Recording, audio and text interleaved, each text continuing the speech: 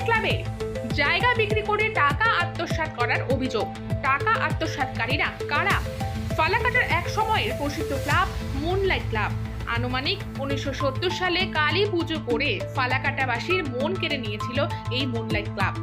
বিভিন্ন সামাজিক অনুষ্ঠানের মাধ্যমে মন কেড়ে নিয়েছিল দরিদ্র মানুষের। পুজোর সময় দরিদ্র অসহায় মানুষদের ক্লাবের সাধ্যমতো কাপড় কিনে দরিদ্রদের মধ্যে বিতরণ করে তাদের মুখে হাসি ফোটাতে সক্ষম হয়েছিল এই ক্লাব। আর সেই ক্লাবের জায়গায় রাজনৈতিক দলের নেতারা বিক্রি করে ব্যক্তিগত সম্পত্তিতে রূপান্তরিত করেছে বলে অভিযোগ উঠেছে। অভিযোগের পরিপ্রেক্ষিতে নিউজলাইন নেটওয়ার্কের সাংবাদিকরা মুনলাইট ক্লাবের সদস্যদের সন্ধান চালায়। সন্ধান করতে গিয়ে জানা যায় মুনলাইট সৃষ্টিকারীরা প্রায় সকলেই পরলোক গমন করেছেন। এই ক্লাব সৃষ্টিকারীদের মধ্যে এখনো কয়েকজন আছেন, তাদের মধ্যে একজন হলেন বাবলুদা। শুনবো বাবলুদা কি বলছেন। এই যে মুনলাইট ক্লাব, ফালাকাটার মুনলাইট ক্লাব, এটা কত সালে হয়েছিল?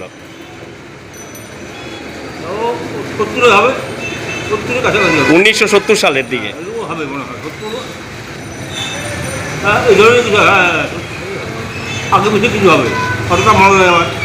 এই যে মুনলাইট ক্লাবটা, এই ব্যাপারটা, এই ক্লাব সম্বন্ধে আপনি কি জানেন?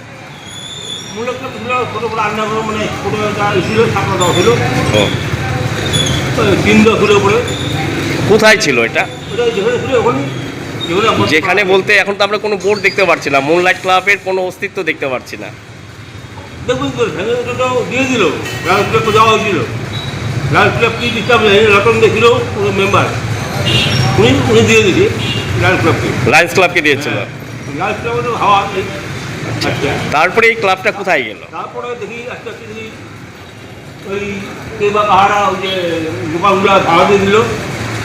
দোকানগুলো ক্লাবের জায়গা, ফ্ল্যাট করে যে জায়গা ছিল, মুনলাইট ক্লাব জায়গা ছিল, বলতে যে মুনলাইট ক্লাব রাখে দিল। তো আপনি মুনলাইট ক্লাবের সক্রিয় সদস্য ছিলেন কি? আপনি সক্রিয় সদস্য ছিলেন, অ্যাক্টিভ মেম্বার ছিলেন? তো 15 বছর আমি বাইরে বাইরে কাটাই। আচ্ছা, আপনাদের এই ক্লাবের কাজ কি ছিল? কি কাজ করতেন? সমাজসেবামূলক কিছু কাজ করতেন? একবারে ছিল, একবারে ওই যে কাপড় দেওয়া সভা নাকি এইসব ছিল, অন্য কাজ করছিল, সমাজসেবামূলক কাজ করতেন। এই যে ক্লাবটা, এক সময় একটা ক্লাব তো মহৎ কোনো উদ্দেশ্য নিয়ে তৈরি হয়, তো সেই সময় আপনাদের যে উদ্দেশ্য ছিল, সেই মহান উদ্দেশ্য আজকে যদি বলা যায় ফালাকাটার এইরকম ধরনের যে সব জায়গার মানে সব পাড়ার লোকের সমন্বয়ে একটা ক্লাব যদি বলা যায়, সেটা হয়তো এই মুনলাইট ক্লাবই সব পুরনো ক্লাব, যে প্রত্যেকটা পাড়ার বিভিন্ন প্রান্তের লোক এখানে এসে মেম্বারশিপ ছিল। এবং আপনারা যতটুকু জানি আপনারা প্রত্যেকের আপদ বিপদে প্রত্যেকের পাশে দাঁড়িয়েছিলেন। তো আজকে এই ক্লাবটা আমরা যতটুকু জানি কারোর ব্যক্তিগত সম্পত্তিতে পরিণত হচ্ছে, এই ব্যাপারে আপনি কি বলবেন? এই ঘটনাটা কি ঠিক? রতন সরকার কে? তৃণমূলের নেতা। আচ্ছা, বর্তমানে ওর হাতে দখল আছে। আচ্ছা, তখন তো আমরা কিছু বলি নাই, এখন সব হাওয়া হয়ে গেছে, আজকে ধরার কথা। তো এই ক্লাবটা নেওয়ার জন্য আমরা প্রস্তুত হচ্ছি। আপনারা প্রস্তুত হচ্ছেন? এই ক্লাবটার জানা যাচ্ছে এই ক্লাবের মধ্যে নাকি এই ফুর্তি ঘরও আছে, এরকম ধরনের কিছু আছে কি? এই ক্লাবের ফুর্তি ঘর, বর্তমানে ফুর্তি ঘর আমি এখানে ভিতরে আমরা যাবো কি ছিল ওরা বলতে হবে, আসে আমি দেখে বলি ওই ছাড়লাম, আমরা যাই না, একটাই যা বলার কথা বলবে না বলবে আজকে বলবে। মানে ফালাকাটা 1970 সালের দিকে ফালাকাটা মুনলাইট ক্লাব ছিল, সেই ক্লাব কোনো রাজনৈতিক নেতাদের দ্বারা প্রভাবিত হয়ে তাদের ব্যক্তিগত সম্পত্তিতে রূপান্তর হচ্ছে, এটা ঠিক? এখন বর্তমানে তাই হচ্ছে। তো আপনাদের এই ক্লাবের কোনো কর্মসূচি কত সাল থেকে নেই? মানে কালী পুজো করতাম, ধুমধাম কাপড় দিতাম, গরিব মানুষদের আপনারা বস্ত্র দান করতেন, কালী পূজা করতেন, তাই তো? আচ্ছা, আমি আবার আপনার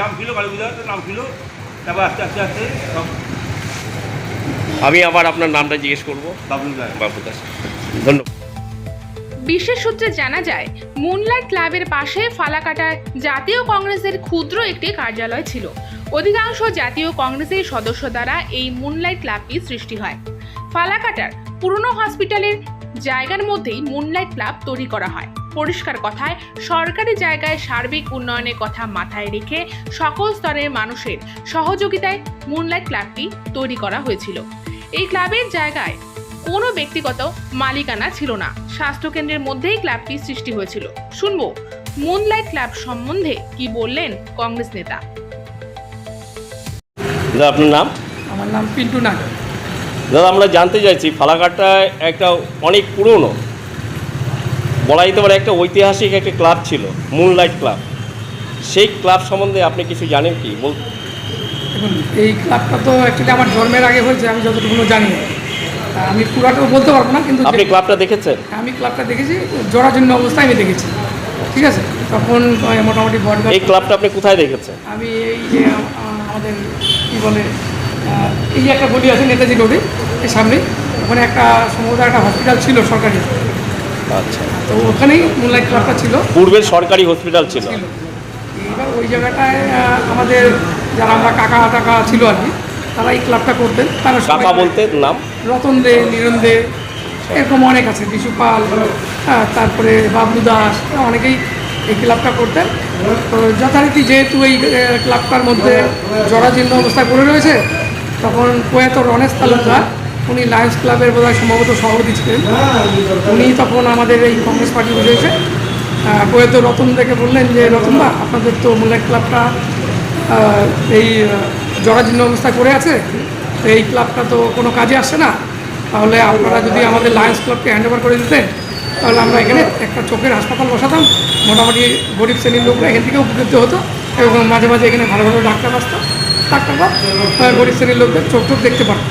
মানে সমাজ সেবামূলক কাজের জন্যই এই ক্লাবটাকে আবার লায়ন্স ক্লাবের কাছে হ্যান্ড ওভার করা হয়েছে, কিন্তু তার কোনো হস্তান্তর হয়নি, সে লায়ন্স ক্লাব মুনলাইট ক্লাবের নামেই আছে। না, আমি বলছি হস্তান্তর বলতে রতন দে তারপরে হস্তান্তর করে দিয়েছিল রণেশ রায় তালুকদার, যিনি মৌখিকভাবে যিনি অর্থাৎ লায়ন্স ক্লাবের কী বলে ফাউন্ডার বা সভাপতি। আচ্ছা, যাই হোক, পরবর্তীতে ওইভাবেই আছে। হঠাৎ দেখলাম এখানে একটা বিল্ডিং হয়ে গেছে। তারপরে আমি কত সালে হয় বিল্ডিংটা আমরা ঠিক বলতে পারবো না, সনটা কত সাল। তারপরে রণেশদাকে একদিন জিজ্ঞেস করলাম, বললো ওই ব্যাপারে আমি জানি না, এটা কিন্তু আমি যখন উনিকে প্রশ্ন করলাম, এটা তো আপনাকে হাসপাতাল করার জন্য দেওয়া হয়েছিল, এখানে কেন দোকান পাঠাবে? উনি আমাকে কোনো সত্য দিতে পারেন। এই অবস্থায় এইটুকুনি আমি জানি, এর বাইরে পরে কী হয়েছে সেটা আমার জানা। এই যে এখন দেখা যাচ্ছে যে দোকানগুলো হয়েছে, কিছু দোকান দেখা যাচ্ছে, উপরে যে একটা রুমগুলো আছে, সেগুলোর মধ্যে কি হয় সেগুলো সম্বন্ধে কিছু না, এইটার সম্বন্ধে আমার কোনো ধারণা নেই।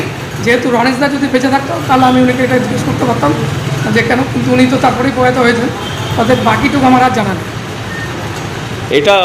এটা মনে হচ্ছে না কারোর ব্যক্তিগত সম্পত্তির মতো রূপান্তর হচ্ছে একটা ক্লাব? কি একটা ক্লাব কি কখনো ব্যক্তিগত সম্পত্তি তো হতে পারে না? না, কখনোই এটা কাম্য নয় যে কারো ব্যক্তিগত সম্পত্তি হয়।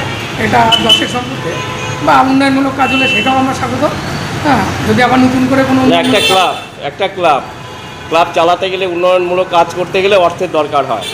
হয়তো এই ক্লাব নিচের যে দোকানগুলো যে বানানো আছে সেগুলো ভাড়া দিয়ে সেই অর্থ সংগ্রহ করছে। সেই অর্থ কোন খাতে যাচ্ছে, কে নিচ্ছে, সেই ব্যাপারে কিছু ধারণা আছে? সেইটা আমার কোনো ধারণা নেই। সেই ব্যাপারটা আমার কোনো ধারণা নেই, কোথায় যাচ্ছে, কী হচ্ছে, কে চালাচ্ছে, ওটা আমার জানা নেই। আমি যতটুকু জানি, এটাও ধারণা নেই সেটা জায়গাটা ভাড়া হয়ে গেছে নাকি বিক্রি হয়ে গেছে, সেটাও না, আমার কোনো এই জায়গাটা জানা নেই। তখন তো কিছু জিজ্ঞাসাবাদ করলে, খোঁজখবর নিলে হয়তো এটা জানা যাবে।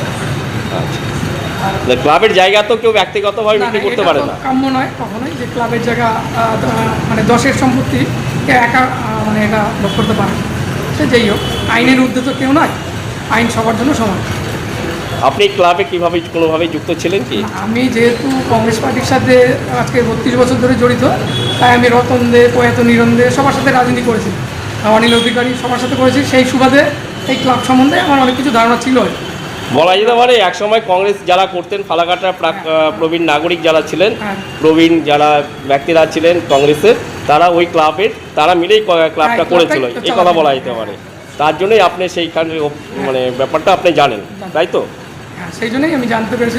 উনিদের মুখ থেকে কথা শুনে অ্যাকচুয়ালি এই ক্লাবের যদি বলেন যে কবে তৈরি হয়েছে, অ্যাকচুয়ালি আমার বয়সের জন্মের আগে হয়েছে, আমি যতটুকু জানি, ওতে বলতে পারবো না কবে হয়েছে। আচ্ছা, ধন্যবাদ দাদা, থ্যাংক ইউ। জানা যায় এই ক্লাব সৃষ্টির পেছনে কোনো এক সরকারি ডাক্তার ও ডাক্তারের ছেলের অবদান ছিল অপরিসীম। তাদের মৃত্যুর পর ক্লাবের সামাজিক উন্নয়নের কাজের মধ্যে ভাটা পড়ে যায়। সেই সময় জাতীয় কংগ্রেসের দায়িত্বপ্রাপ্ত ব্যক্তিরা এই ক্লাবের দায়িত্বে ছিলেন বলে জানা গিয়েছে। তাদের মধ্যে অনেকেরই অকাল মৃত্যু হয়েছে। এরপর দীর্ঘদিন ক্লাব জরাজীর্ণ অবস্থায় পড়ে থাকে। অর্থের অভাবে সামাজিক কাজ বন্ধ হয়ে যায়। সেই সুযোগে বেশ কয়েকজন রাজনৈতিক নেতা সুপরিকল্পিতভাবে ক্লাবের জায়গা আত্মসাৎ করার চেষ্টা করে বলে অভিযোগ রয়েছে। রাজনৈতিক নেতাদের বিরোধিতা করার মতো সাহস পাচ্ছিল না অর্থনৈতিক দিক থেকে পিছিয়ে পড়া মুনলাইট ক্লাবের সদস্যরা। এবার ক্লাবের প্রাক্তন সদস্যদের আশা সরকার পরিবর্তন হয়েছে, এখন হয়তো তারা ক্লাব ফিরে পাবে। সদস্যরা সরকারের প্রতিশ্রুতি ভয় আউট ভরসা ইন এই কথা মাথায় রেখে পুনরায় ক্লাব গঠনের কথা ভাবছেন। শুধু তাই নয়, বর্তমান সরকার বলেছে শাসকের আইন নয়, আইনের শাসন চলবে। সেই ভরসায় ক্লাব সদস্যরা নতুন স্বপ্ন দেখছে। প্রশ্ন উঠছে, এখানে আগে হসপিটাল ছিল। মুনলাইট ক্লাব হসপিটালের জায়গার কিছুটা অংশ নিয়ে সমাজ সেবামূলক কাজের জন্য ক্লাব তৈরি করেছিল। ক্লাবের সম্পত্তি কারো ব্যক্তিগত সম্পত্তি নয়। সেই জায়গা এখন কাদের দখলে কি অবস্থায় আছে? অনেকেই বলছে মুনলাইট ক্লাবের জায়গা হয়তো বিক্রি হয়ে গেছে। এখানেই প্রশ্ন, ক্লাবের সম্পত্তি কি কোনো ব্যক্তি বিক্রি করতে পারে? যদি এই সম্পত্তি বিক্রি হয়ে থাকে তাহলে তার অর্থ কে নিল এবং কী কাজে ব্যবহার করলো সেটা কিন্তু প্রকাশ্যে আসা উচিত। যাদের মাধ্যমে এই জায়গা আত্মসাৎ করার চেষ্টা চলছে তারা কারা? তারা কতদিনের বাসিন্দা ফালাকাটার? যদি কেউ কিনে থাকে তাহলে তাদের প্রতিও মুনলাইট ক্লাবের প্রাক্তন সদস্যরা ও ফালাকাটাবাসীরা কোনো আইনি পদক্ষেপ নেবে কি? পরোক্ষভাবে শোনা যাচ্ছে ফালাকাটার এক স্থানীয় নেতা ও কোনো বিদেশি নাগরিক হঠাৎ করে অর্থ ব্যয় করে ফালাকাটার বাসিন্দা হয়ে মুনলাইট ক্লাব পুরোপুরিভাবে ব্যক্তিগত সম্পত্তিতে রূপান্তরিত করেছে। আমরা খুব শীঘ্রই সেই ব্যক্তিদের চিহ্নিত করে প্রকাশ্যে জনসমক্ষে তুলে ধরার চেষ্টা করব। তার সাথে তুলে ধরার চেষ্টা করা হবে হঠাৎ করে ফালাকাটায় জড়িত ব্যক্তিরা কিভাবে ফালাকাটায় প্রভাব বিস্তার করছে, সেই প্রভাবে তারা কি কি সম্পত্তি করতে পেরেছে।